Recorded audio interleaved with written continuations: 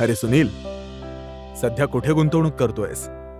तुला तर माहिती आहे मी अशा गोष्टींचा फारसा विचार नाही करत, म्हणून एका असेट क्लासमध्येच गुंतवणूक करतो.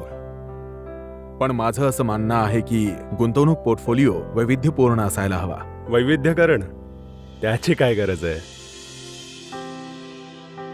गरज आहे. आपले पैसे वेगवेगळ्या ॲसेट क्लासमध्ये गुंतवायला हवेत, जे तुमचं वय, जोखीम घेण्याची तयारी, गुंतवणुकीची कालमर्यादा आणि जीवनातील टप्पे लक्षात घेऊन ठरवायला हवं. तुम्ही या गोष्टींबद्दल नंतर बोला. जेवण थंड होईल. चला.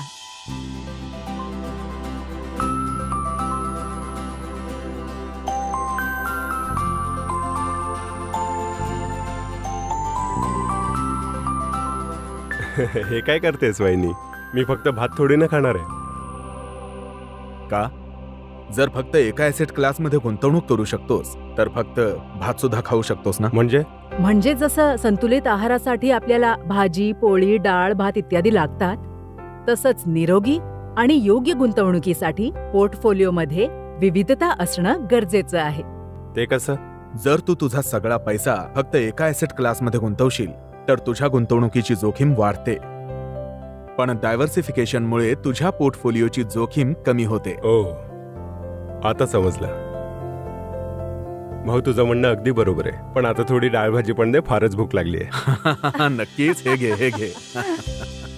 रोजच्या जेवणात आपण निरोगी राहण्यासाठी जसं वेगवेगळ्या अन्नपदार्थांचं मिश्रण करतो, तसंच आपल्या पोर्टफोलिओला निरोगी ठेवायचं असेल तर वेगवेगळ्या ॲसेट क्लासेसमध्ये गुंतवणूक करा, ज्यामध्ये कमोडिटीज सुद्धा असाव्यात. समजदार बना, योग्य गुंतवणूक करा.